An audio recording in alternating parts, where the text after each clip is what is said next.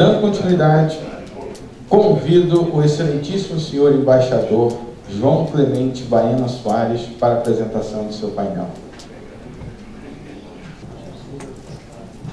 Bom dia a todos. Senhor presidente da Comapa, Ricardo, excelentíssimo senhor Almirante Léo Ferreira, excelentíssimo senhor Almirante Guzmão, dirigentes da Conapa, amigas, amigos todos. Depois de ter ouvido os apertos que o representante da Petrobras levou, eu acho que eu vou me embora, viu? Mas, em todo caso, como está programado, vamos continuar. Eu quero agradecer o convite que o presidente e os diretores me fizeram e lhe deram não só o prazer de estar aqui com todos, mas a oportunidade de um curso intensivo. A gente sabe alguma coisa, a vivência vai nos despertando interesses múltiplos, mas eu nunca imaginei que viesse aqui para aprender, nesse pouco tempo, tanto sobre a atividade. Gostaria de recordar alguns fatos históricos. Nós sabemos, mas é sempre bom atualizar o nosso conhecimento.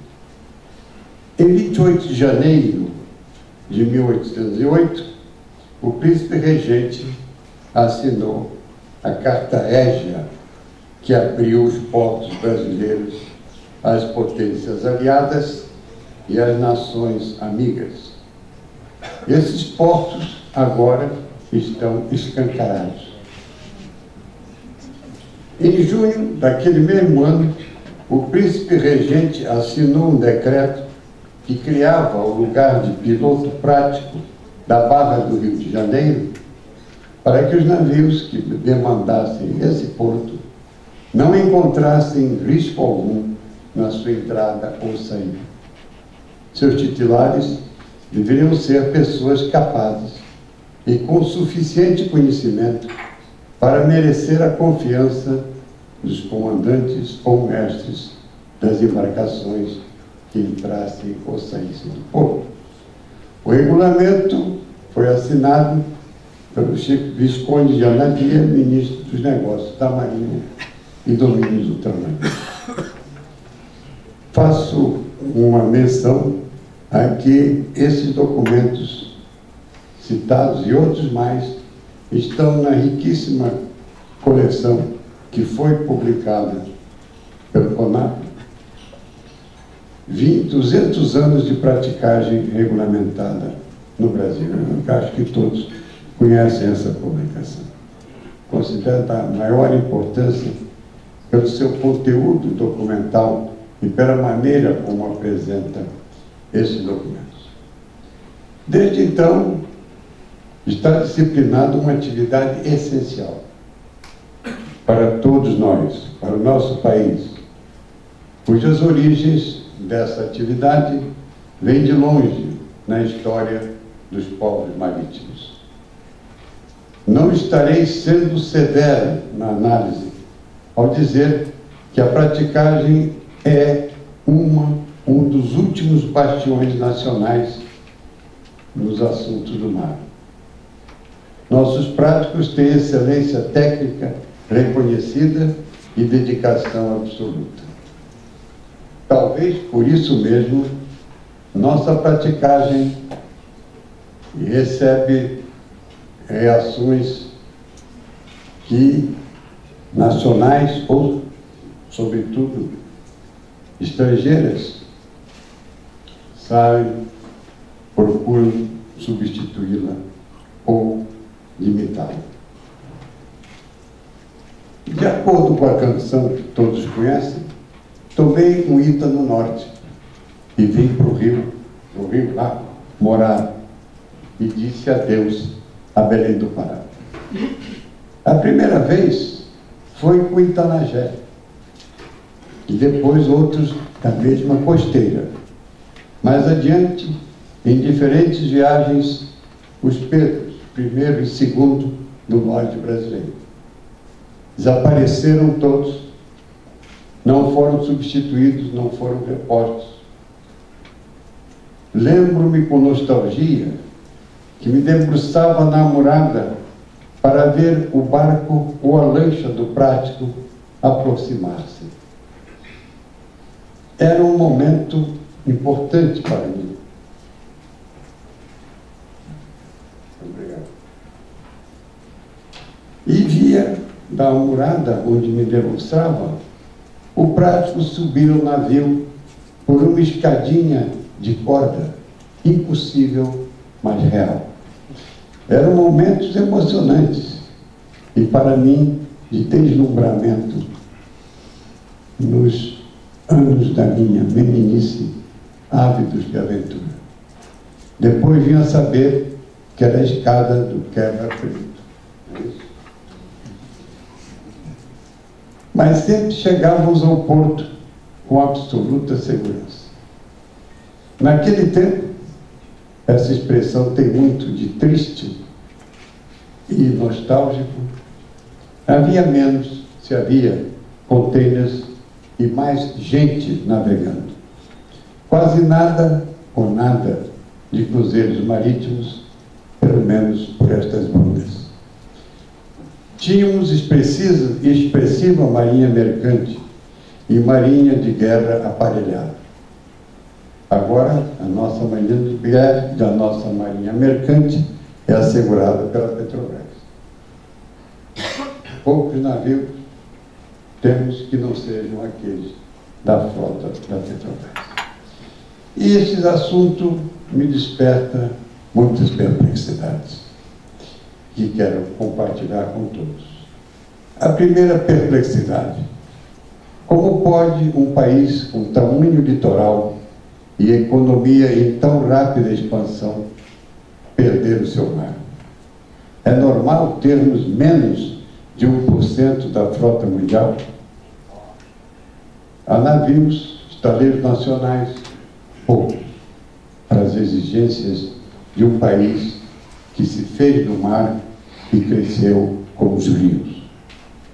Sofremos consequência de escolhas estratégicas equivocadas que deram prioridade a caminhões, ônibus, carros, todos esses seres de rodovias. Segunda perplexidade: a questão da cabotagem. A esse respeito, são evidentes as nossas carências físicas e jurídicas. A emenda constitucional número 7 deu nova redação ao artigo 178 da Constituição Federal. Abriu caminho para embarcações estrangeiras na cabotagem e na navegação interior de percurso nacional a ser disciplinada por lei infraconstitucional. Ainda remete a essa lei a ordenação dos transportes aéreo, aquático e terrestre. Quanto ao transporte internacional, pede observar os acordos firmados pela União, atendido o princípio da reciprocidade. A Lei 9.432, de 97, Lei do Transporte Aquaviário, em seu artigo 7º, nos oferece mais uma recomendação de reciprocidade.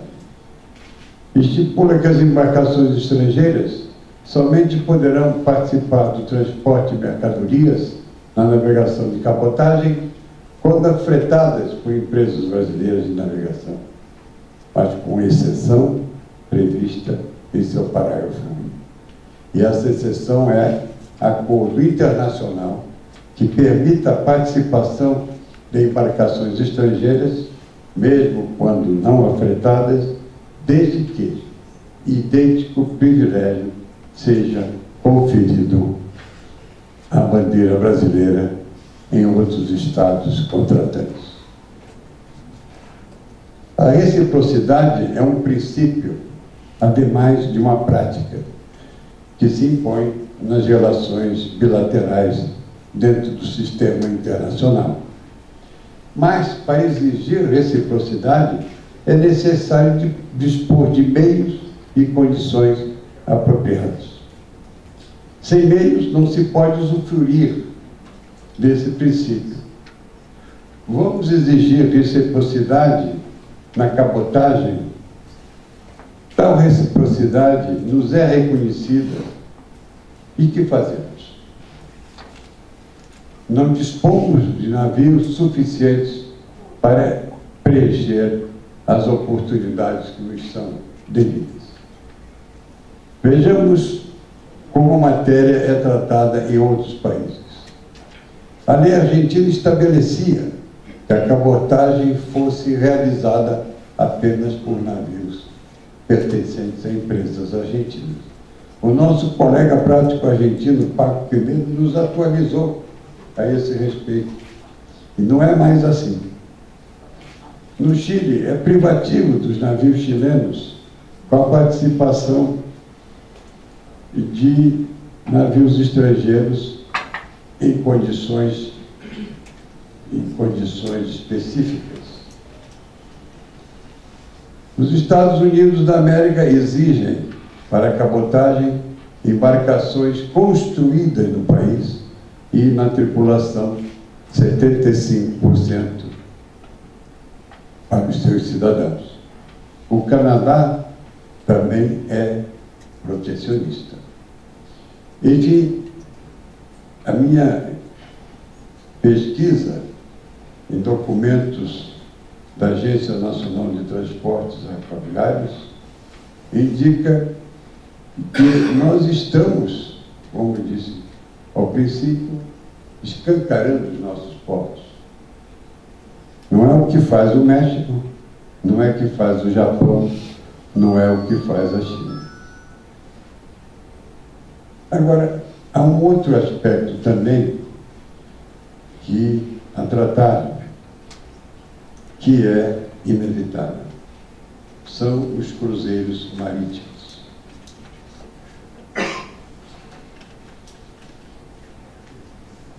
E é esta a terceira perplexidade. Os cruzeiros marítimos despertam sempre polêmica, mas devem ser abordados como tema.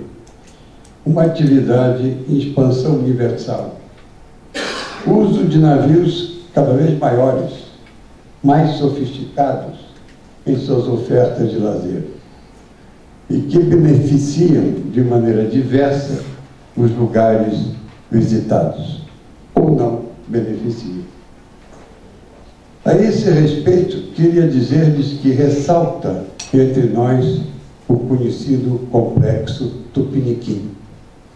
Alegra-nos ver aqueles navios grandes, luxuosos, atracados em nossos portos, ou ao largo de Búzios, tão bonitos como os espelhinhos que no passado nos ofertavam.